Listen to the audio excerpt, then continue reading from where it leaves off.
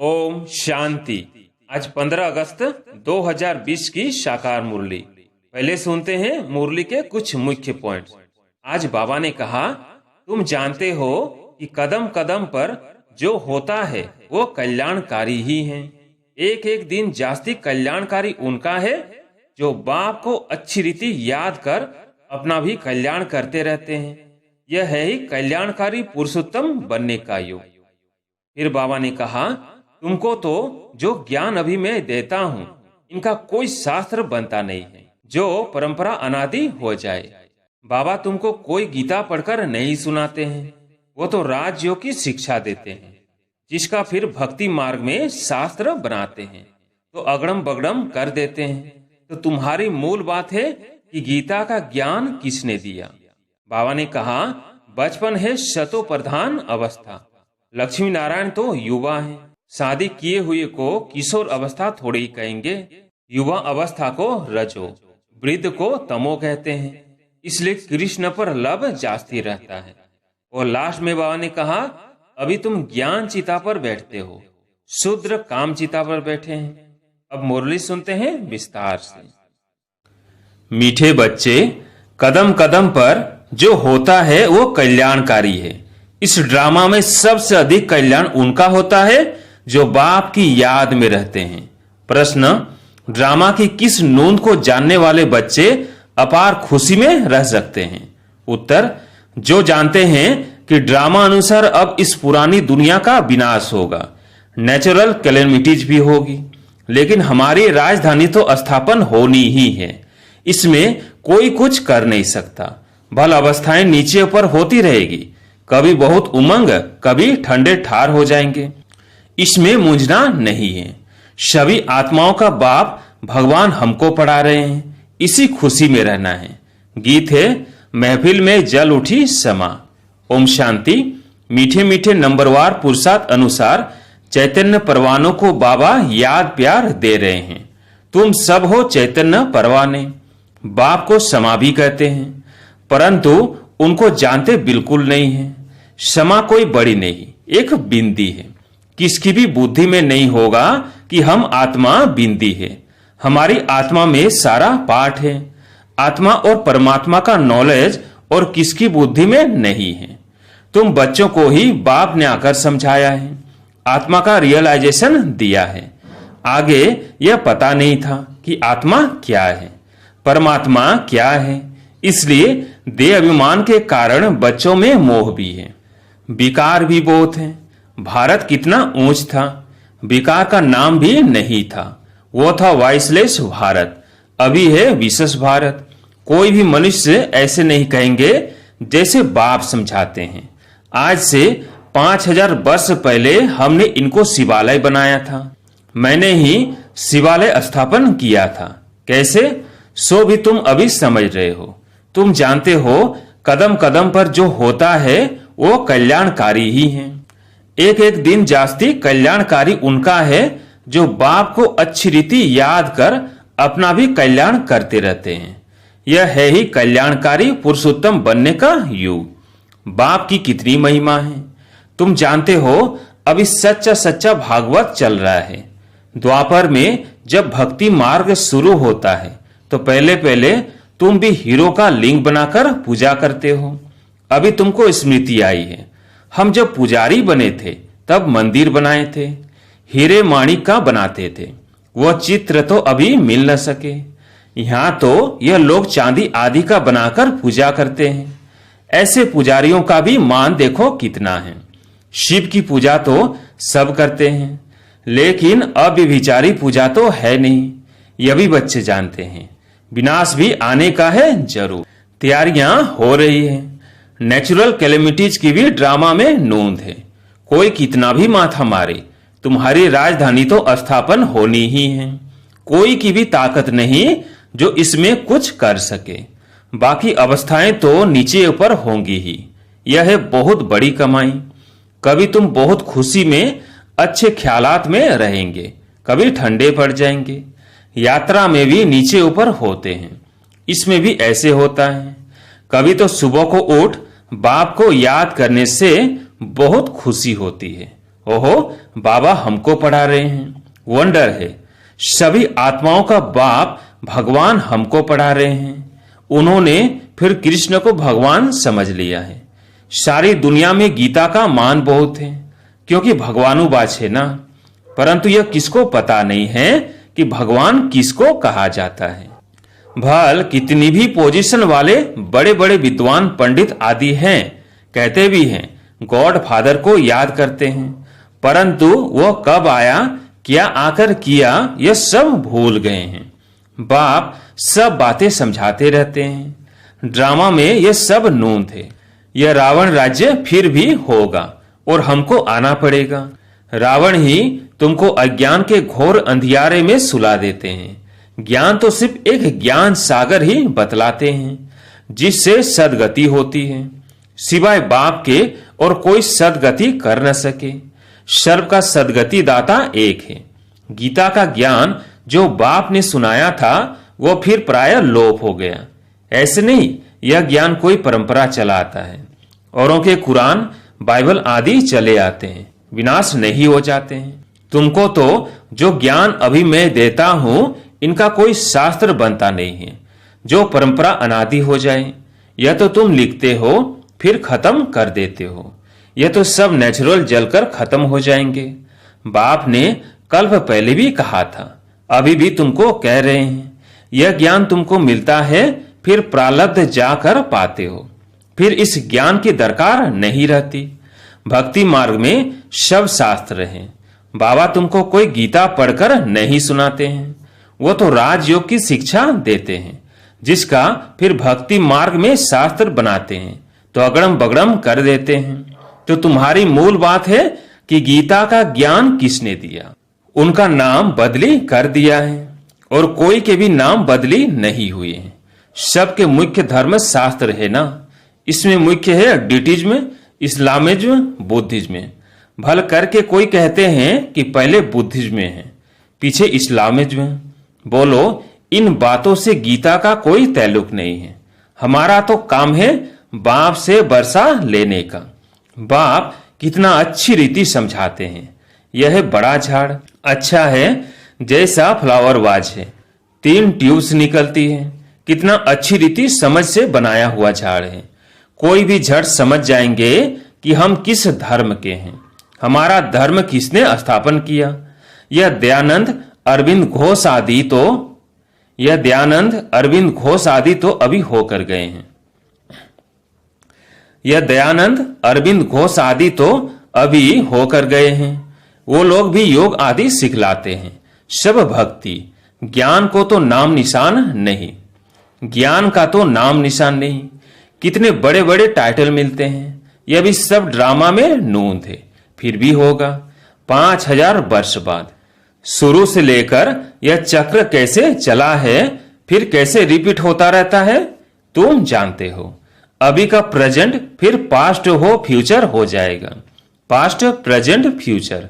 जो पास्ट हो जाता है वो फिर फ्यूचर होता है।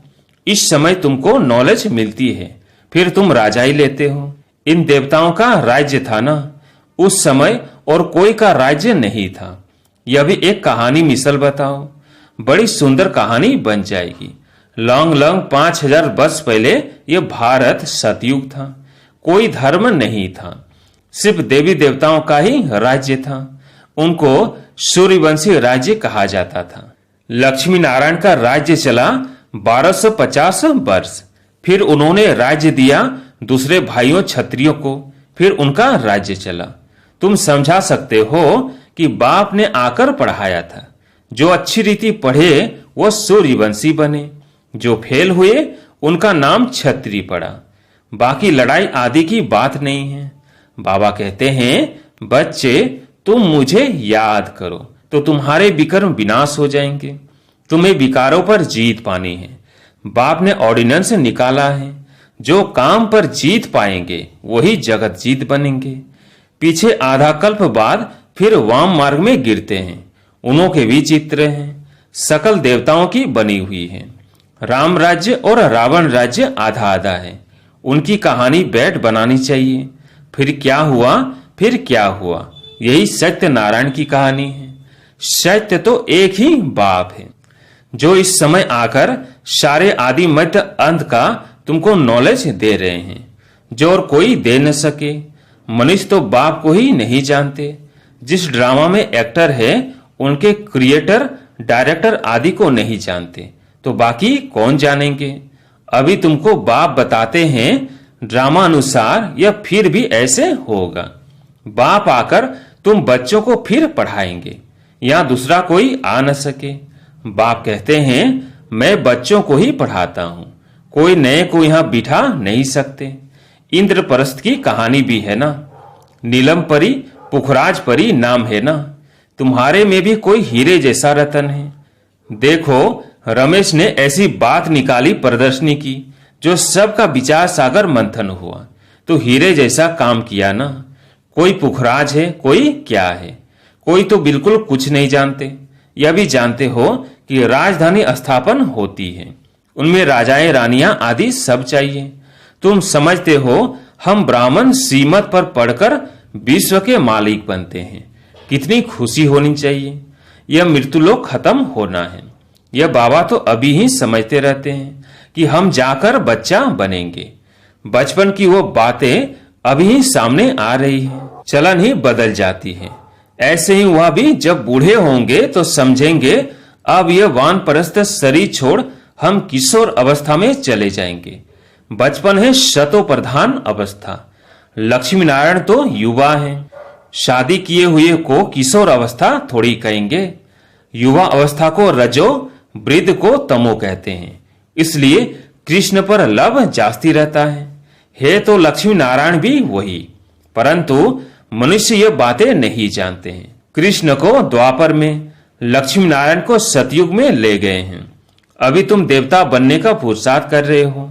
बाप कहते हैं कुमारियों को तो बहुत खड़ा होना चाहिए। कुमारी कन्या, अधर कुमारी, देलवाड़ा आदि जो भी मंदिर है यह तुम्हारे ही एक्यूरेट यादगार है।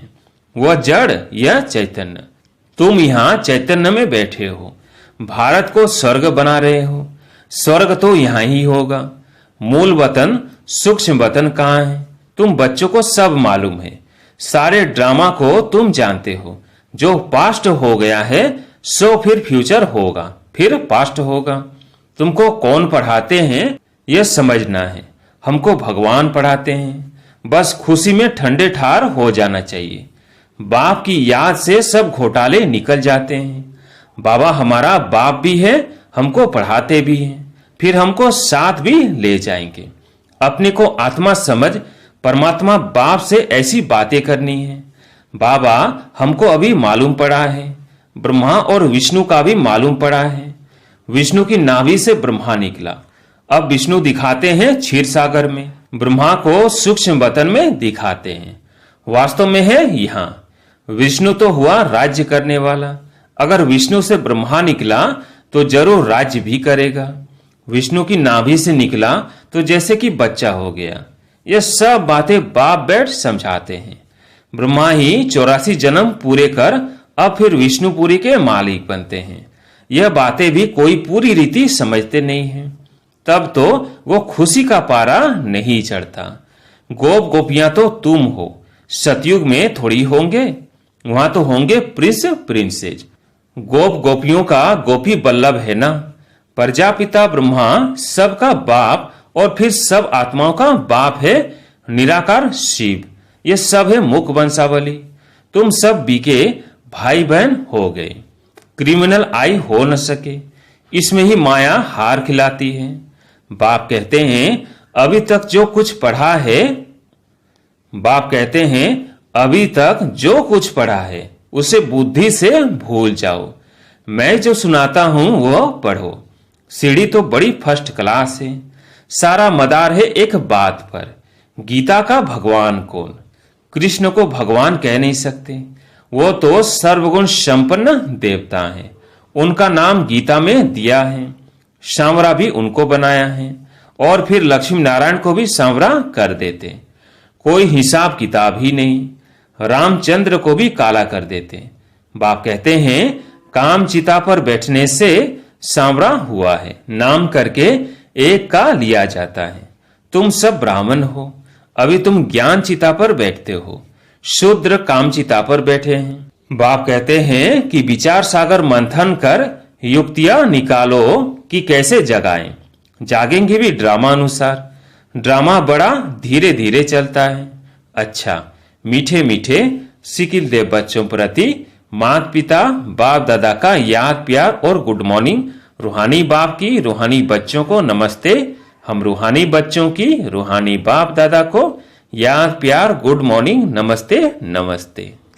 धारणा के लिए मुख्य सार। पहला, सदा इसी स्मृति में रहना है कि हम गोपी बल्लभ के गोप गोपियां हैं। इसी स्मृति से सदा खुशी का पारा चढ़ा रहे हैं। दूसरा, अभी तक जो कुछ पढ़ा है उसे बुद्धि से भूल बाप जो सुनाते हैं वही पढ़ना है। हम भाई बहन हैं। इस स्मृति से क्रिमिनल आई को खत्म करना है। माया से हार नहीं खानी है। आज प्यारे मीठे बाबा का वरदान है, रियलिटी द्वारा रॉयल्टी का प्रत्यक्ष रूप दिखाने वाले साक्षात्कार मूर्त भव। रियलिटी द्वारा रॉयल्टी का प्रत्यक्ष रूप दिखाने वाले साक्षात्कार मूर्त भव। अभी ऐसा समय आएगा जब हर आत्मा प्रत्यक्ष रूप में अपने रियलिटी द्वारा रॉयल्टी का साक्षात्कार कराएंगी। प्रत्यक्षता के समय माला के मणके का नंबर और भविष्य राज का स्वरूप दोनों ही प्रत्यक्ष होंगे। अभी जो रेस करते करते थोड़ा सा रेस की धूल का पर्दा चमकते हुए हीरो को छिपा देता है, अंत में यह पर्दा हट जाएगा। फिर छिपे हुए हीरे अपने प्रत्यक्ष संपन्न स्वरूप में आएंगे। रॉयल फैमिली अभी से अपनी रॉयल्टी दिखाएंगी, अर्थात अपने भविष्य पद को स्पष्ट करेंगी। इसलिए रियलिटी द्वारा रॉयल्टी का साक्षात्कार कराओ। स्लोगन, किसी भी विधि से व्यर्थ को समाप्त कर समर्थ को इमर्ज करो। अच्छा, ओम शांति।